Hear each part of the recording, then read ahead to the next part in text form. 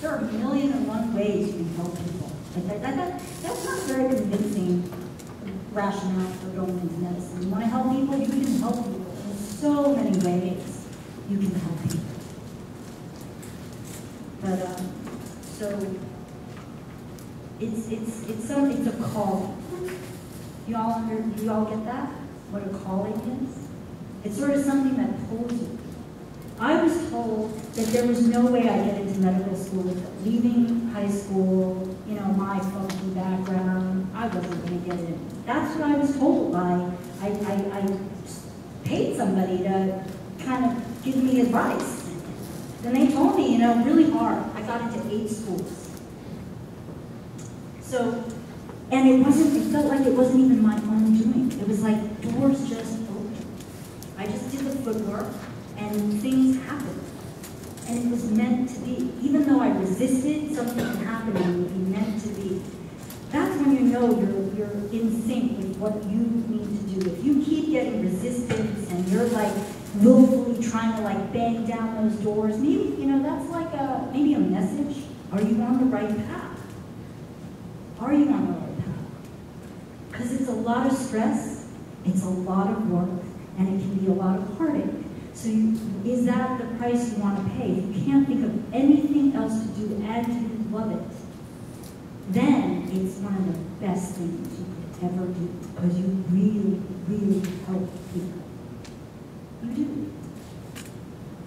And that's what gets me jazzed, is that, you know, I get that connection with somebody that I've had. So that's the story, and I'm sticking to it.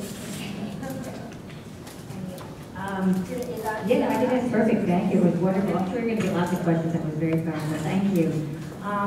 One of the things about medicine is that I think, well, what percent is it, let me ask you, if you were, for any given patient that walked into a primary care office, what percent of those patients have a real medical problem? Like bronchitis, pneumonia, cellulitis, what percent of what walked into any primary care office has a real medical basis behind it and needs to be attended to? Is it 50%? Is it, what do you think?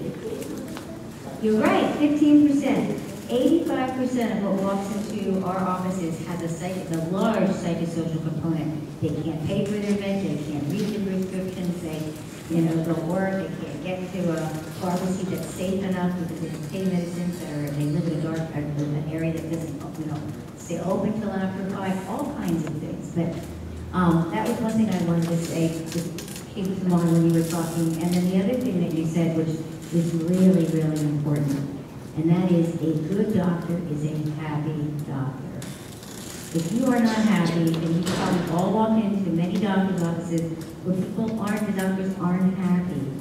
But if you really, and that's where I want to be, why wait till medical school to get kids, or get us figuring out mindfulness-based stress reduction? Who are we? What are our values? What do we really care about? Let's start teaching their kids that are 16 and 17 how to ask those questions and have you. What do you call it, Julie? We did yesterday at the Saratoga. We were addressing negative self-talk. So yesterday was a little session on negative self-talk and how we don't even realize that we say to ourselves, I can't do that, I can't do this, or whatever. And actually, physiologically, when you say that to yourself, you are making neural pathways that say you can't do it. So there is really something to believing that you can do something and going after that dream. It really does. Intention allows our body to move in the same way as our mind does. Yeah. I just want to point out too that Julie will be doing a presentation on self-talk at Global Health Club on April 28th if you guys want to attend. Great. In Yeah. LL5. Okay, thank you. And now I'm going to pass it over.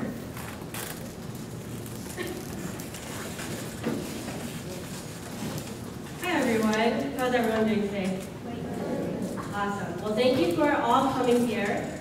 My name is Rachel, and I'm currently a medical school student at Stanford. So I would say that my journey throughout, since high school and to get to where I am today, follows 2 themes or 2 passions, like Dr. Jones was saying. One is advising, mentoring, and teaching. And the second second, which is a little related, is health education, particularly to prevent serious complications of diseases like diabetes or to prevent serious diseases like vaccinations. And you'll see through what I've done since high school, it really kind of leads back to these themes that have just been growing since then. So I grew up in Los Angeles. Also went to a public school. It was a 7th to 12th grade public school. And I went to Princeton for undergrad. At Princeton, one of the things I started, and this is with the health education theme, was a club where we went to the lower income areas around Princeton and we taught health education. And we wanted to create these very interactive workshops, so we created doctors to come and talk, we had dentists come and check teeth, and we even had cooking classes, which was a lot of fun. And at Princeton, it was in college when I started doing a lot of college advising. I had already done some tutoring while I was in high school, but I wanted to extend that tutoring to also helping kids get into college too. So who started looking into different colleges? Awesome.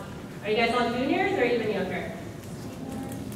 Great. Well, I think it's good that you guys are starting to look at the different colleges. So one interesting fact about Princeton is that Princeton requires everyone to do a senior thesis. Now, initially, when people hear about this, they're like, oh my gosh, we're not hanging out with our friends and going on trips senior year? Like, we have to do a senior thesis our entire year? And the answer to that is yes.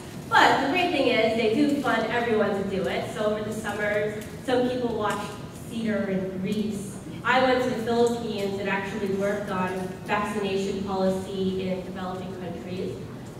So it was with my senior thesis where I started really developing my passion with vaccinations because it integrated public health, public policy, health education again, and also clinical medicine. So after Princeton, I decided to do some global health work. And I went back to the Philippines and said, hey, I want to continue doing some vaccination work. But instead of writing a senior thesis and looking at things in theory, I wanted to be on the ground and really know what it was like to be in very poor urban public clinics giving vaccination. Like, how can we improve vaccination rates? So I did an internship with the World Health Organization during my Fulbright, and that's exactly what we did. We piloted some programs that involved the nurses of midwives, patients, city government officials, and the World Health Organization to try to improve vaccination rates, hepatitis B vaccination rates among newborns. And while I was there, I was also shadowing a doctor, and it just so happened that the HIV epidemic was just starting in the Philippines. So I pulled together some of my friends, and we created this awesome rock concert, and it was to raise funds, and also a commercial for MTV Philippines, and we educated the entire country, particularly the youth, about HIV.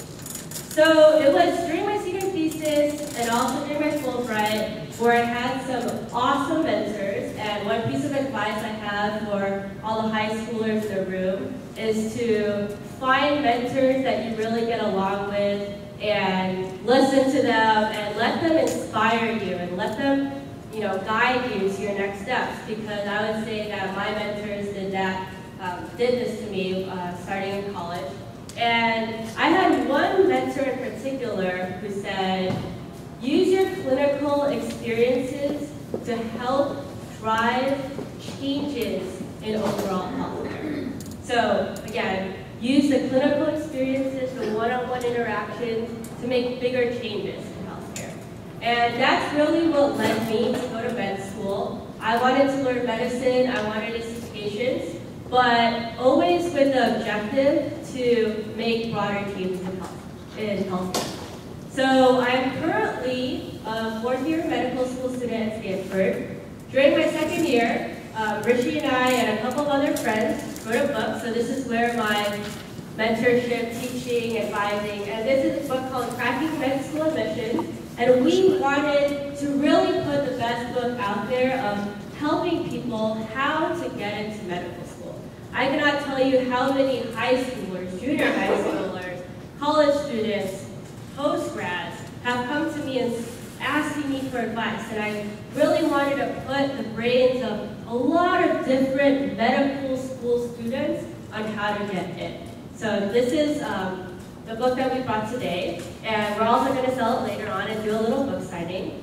But during medical school, I continued my vaccinations. We go to around Stanford campus and around the community to give free flu vaccines. Currently, I am taking a year off and I'm working with Stanford Hospital more in the administration side. I actually just started a job a few weeks ago. And a couple of the projects that I'm working on is diabetes care coordination. So I'm going to clinics around the Bay Area and figuring out how can we better help patients with diabetes, and that includes health education once again, helping prevent their diseases, making sure that they have access to their doctors. And also hopefully building the new health education center at the new hospital. So that's a little bit about me, and I look forward to hearing your questions. Oh, and another piece of advice, other than following your mentors, is I think it is equally important to learn what you don't like as well as what you do like. So I'm the type of individual who has lots of interest, which is why I kind of take an interdisciplinary approach to healthcare. But I really do think it was important for me to learn, for instance, in high school, that I wasn't really into working in a bench lab research every day and doing clinical experiences. But it's only by doing that activity for a little bit and then figuring out that's not really my personality, but years down the road, I'm very sure of it, and I think, again, it's important to figure out what you don't like as well as what you do like. So thank you. All right, so nice to meet everyone. My name is Rishi Nadarada. I'm a fourth-year medical student at Stanford, and I wanted to share a little bit of my journey into medical school. It's a little bit circuitous, but I think the overall theme that you're hearing tonight is follow your passion and whatever kind of way life kind of takes you. So I grew up in Kalamazoo, Michigan, and I went to Johns Hopkins for undergrad. My interest in global health and public health and medicine started actually in the Detroit, Michigan airport on Thanksgiving. Really random. I was wearing a Johns Hopkins sweatshirt, and I was going home to spend my first Thanksgiving from college. And I was actually, waiting for my tram, and some guy came up to me and said, "Hey, do you go to Hopkins?" And I said, "Yeah, I'm a freshman thinking about majoring in public health." And it turns out he said, "Oh, I do that. Follow me. I have some pictures to share with you." So it turns out this physician, his name was Dr. Rick Coates. He had trained at the Johns Hopkins Hospital in internal medicine and has been living and working in Ethiopia for the last 20 years. So he said, I have some pictures to show you. I had about half an hour for my flight, but he started showing pictures of all the different patients that he's seen and treated. Diseases, I had no idea what the names were. He was working in Ethiopia, and I knew it was in Africa, but I had no idea exactly where on the map it was. I didn't have a pen at that time. I was really just excited to go home for Thanksgiving. I wrote his email address on a napkin and stuffed it in my pocket and didn't think of it until I got home. So we started corresponding with Dr. Coates about different health issues in Ethiopia. And through my correspondence with them, I started realizing that there were so many issues that particularly children were dying from common infectious diseases. And so we started corresponding, and I was really interested. He told me that more kids died from diarrhea, pneumonia than any other kind of disease combined in the pediatric population. So I wrote a grant and proposal at Hopkins to do some research about the diarrheal disease. And I just showed up in this clinic my sophomore year, my sophomore winter break. And so one of my things that I know, there's so much preparation that you could do. I'm kind of a person who I just like to experiment and try things and just get on a plane to Ethiopia, not really knowing what's going to happen, but just see things and learn and get an understanding of what the culture is. And so Dr. Rick Hodes invited me to his home graciously. He's an inspirational human being.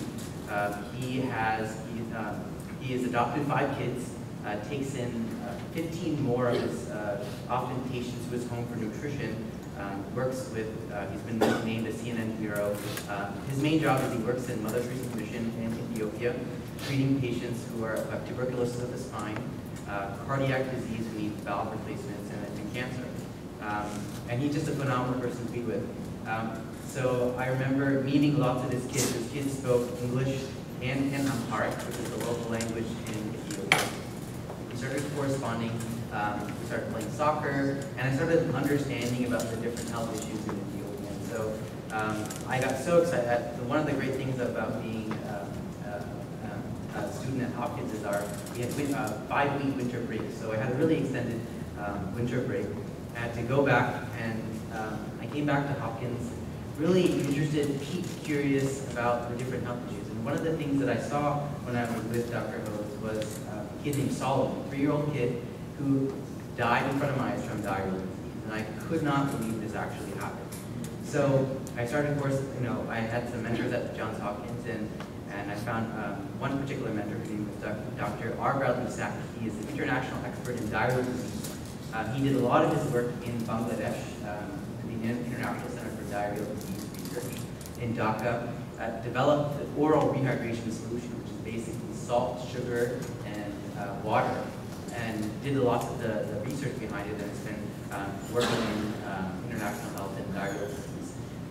So I started working with Dr. Sack. We developed a research project, and then I went back that summer to Ethiopia to work and pilot this research project in Dr. Rick Hodes' clinic in Ethiopia, Gondar, which is in the northwestern part of Ethiopia. So basically I spent another summer, I started learning the language a little bit more, learning in Amharic, and my perspective was in global health and public health. I majored in public health at Hopkins, and I was really interested in epidemiology and studying the entire population. Things that I was interested in, what can we do to help the entire population suffering from diarrheal disease? Meaning, what can we do for encouraging water sanitation, encouraging health education interventions in the community? Were things missing? Were things needing to be added? So I was really interested on the broad population level.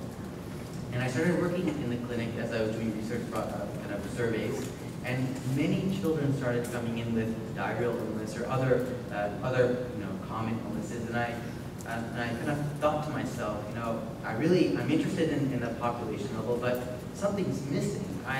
My public health training is not helping me when kids come in with diarrheal disease or pneumonia or malaria or malnutrition. And so I thought, public health, while incredibly important and useful at that particular time, was failing me to a certain extent, failing me when kids needed to be treated for particular illnesses. So that's how I got the idea of actually going to medical school, from the idea of public health was a failure, but together with public health and medicine, I would be able to understand the entire population as well as take care of individual patients who were walking through the door. So that's kind of how I decided to go into medical school.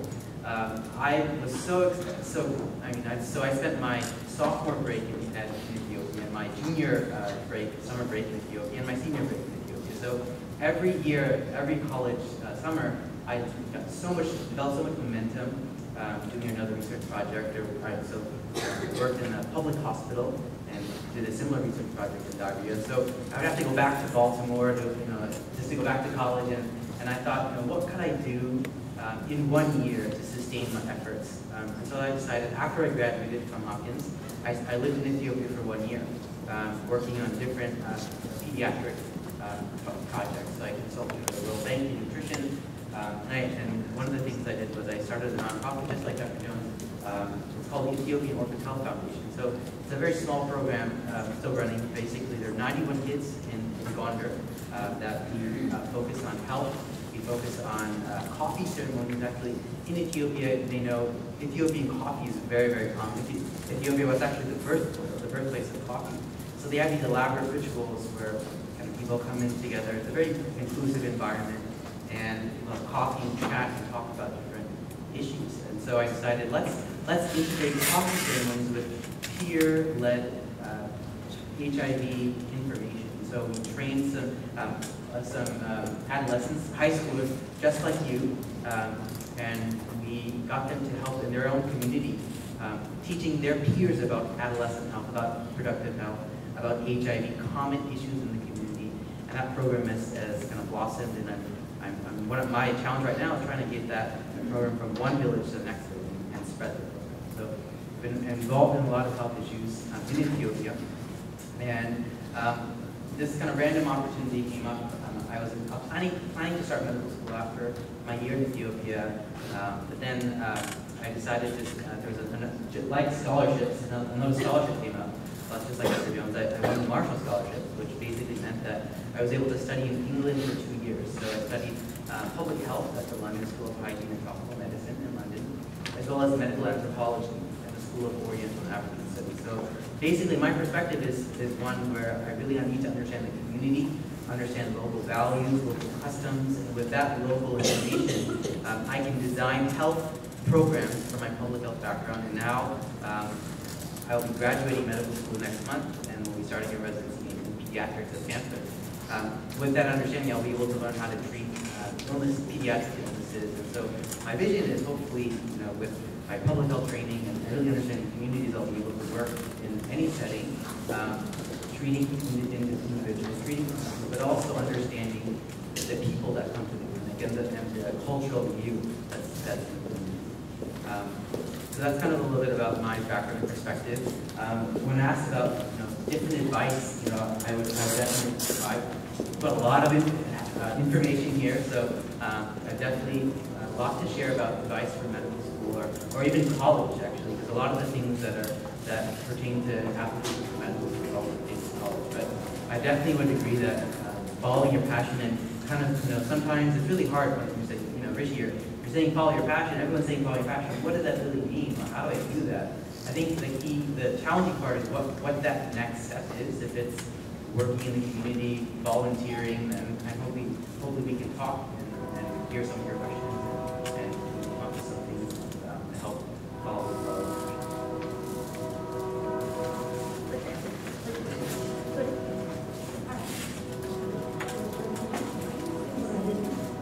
They said enough of murder in these names. So I guess the next part is that if you have questions, and then when people have questions, you want to go and I'll go to the mic. Questions, like, you raise your hand or, yeah, perfect. Hi, thank you for your description of your past. Kind of question, obviously I can see that every single person in Pannel has a unique path to medical school, right? I would like to learn an average timeline of the path for medicine school, right? After you finish high school, you go to college, 4-year college. After that, how many years in medical school? It is an average kind of path, or different kind of path in the specialization.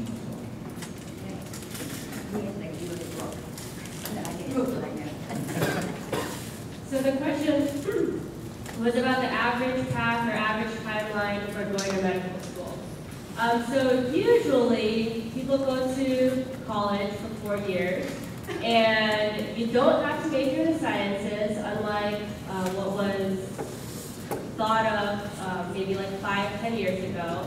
It's okay to major in humanities. You did public health, I did public policy. There are people in our class at Stanford who did literature, English, film, actually, so all backgrounds.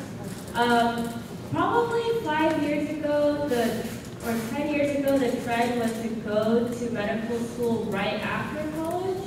But now more and more medical schools are accepting individuals who take time off, and usually it's following their passion, whether it's research, going abroad, studying global health.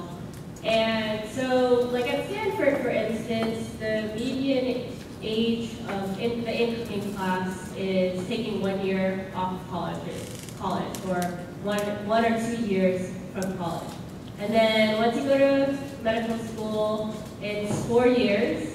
There are schools that are atypical, like Stanford. I would say it's more of an exception, where individuals graduate in 5 or 6 years, and that's because while they're at Stanford, like me, they also take time off to pursue their passions and interests.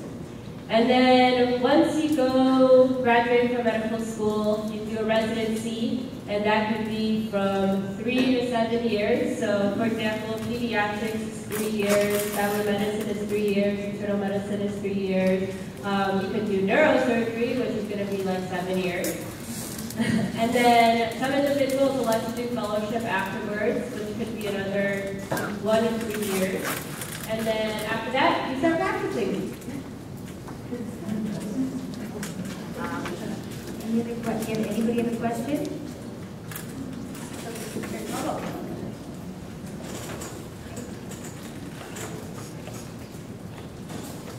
Thank you so much. It's been fascinating hearing all your stories. So I have a question on behalf of my daughter. She's a sophomore and very passionate about first learning to be cardiovascular surgery, now interested in trauma medicine. And we've been looking for opportunities, hands-on opportunities for her at this age, and have not found much of anything. There's a few things here and there, but not too many. So that's one question of how can this passion that's very hot right now be fed and be met at 16 years old? And then the other question is, are there any medical mission type activities for kids this age in the summer? And I missed the first part of your talk, maybe you spoke to that and maybe kids this age, but what opportunities might be there for this age?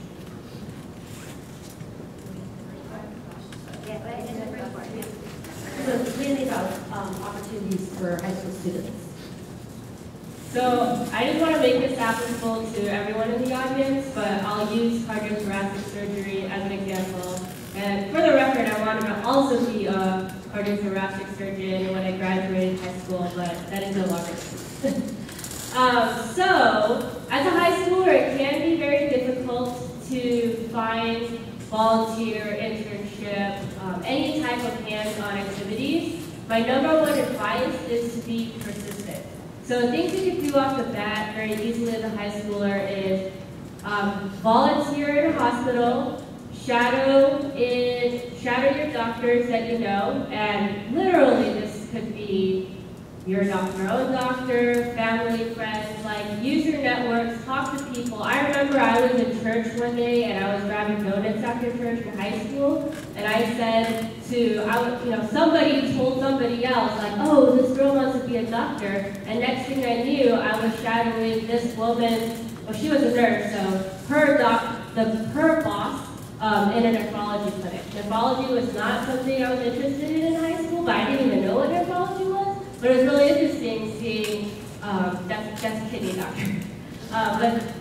It was really interesting seeing how they manage diabetes, for instance. Other activities for high schoolers would be volunteering in senior citizen homes, anything where you can think of like where there's a medical need, and just you could be creative. Like you could go to and I've seen a lot of high school applications. So even in the Bay Area, I've seen people go to like a cystic fibrosis kind of treatment center, and people volunteer. Other high schoolers I know volunteer at autism or children with autism and their daycare centers, or sometimes in their treatment centers or their homes. So definitely be creative. And there's also some more more structured programs. So for example, at Stanford, during the summers, they have like pre-med camps And I know these exist at other colleges around the nation too, for high school, juniors, seniors, and sophomores. I'm going to have Julie say something, but I also just want to invite the community. I am your ear to if you want something in the community. I'm a family physician, and we have I have a mandate, or I'm creating my own mandate to be working in the community, particularly in the high schools where there might be students that are interested in going into health professions. Because there is a lot of stress and there's a lot of need for community to reach out, for a hospital, for such a great hospital to reach out to our community. So I would like to hear from you what you think would be ways that we could get your kids, what you think are the things that you're looking for. With the technology the way it is, I started this to bring medical students to go abroad, and then we went to college students, and guess where I am now? I'm with 15 and 16-year-olds, and that's where I want to be. I think there's a lot that can happen that your kids can do to help us in family medicine or in primary care at Stanford. We decided to retreat this weekend. How can we get, how can we do things? And I'm thinking, these kids are so ready to do it, but there's so many obstructions, HIPAA and this and that. So I'm going to be trying to break some kind of a grant that will open that up and allow that to if you have great ideas, give them to me. You're the guys in the community. Oh, I can connect the dots. Yeah. And then I do want Julie to say something about our global health clubs. So, I just had a flash memory when I was at the Santa Clara Valley Medical Center training. There was, I think, this high school was called the SOAP program. Does that ring a bell? I mean, I just remember these young high school kids. They would be shadowing in the ER. Did you say it's called SOAP? I think it's. I could be totally wrong. Is that? Do you remember? I know it's definitely open to college students. I don't know if they definitely still have that. They were very young. I thought they were, maybe I'm just wrong. But anyway, you might want to look into that. The other, well, the other thing is, I did a medical mission to Tibet, and prior to that, I was looking for things to do. So if you can travel as a family, also, if you're connected to any kind of religious organization through your churches or Buddhist community, whatever, if they do sort of outreach programs, then you can also call ahead and see if there are clinics there where you can just volunteer or shadow, right? You can make it part of vacation, sort of thing. So that's rather informal. And somebody asked about or the passion, things will change over time once you go into training. What like she said about wanting to be a part of your class. And you can always change your course after you start training. So it's not like after match day you have now matched in pediatrics or internal medicine that you are fixed to that. I started out in psychiatry, and then I went to internal medicine, and I actually did neurosurgery. So overtrained, but there are openings, and you can try different things. I think it's very difficult to ask the average medical student to choose what they want to be for the rest of their lives. And it's a crazy system where you match into one thing. When, you may change your mind later. After doing, who does a job for the rest of their lives and has to know before they even do it? Julie Reese is on the board of Child Mental Health International, and she wants to talk a little bit about how you guys can get more activity. And thanks for all of your answers. One of the things that Evelyn started at Sequoia High School and Sarasota High School were the Global Health Clubs. And we, can I have all the Global Health Club members here today that put this on stand up, or come out wherever you are. There's a small group that put this on.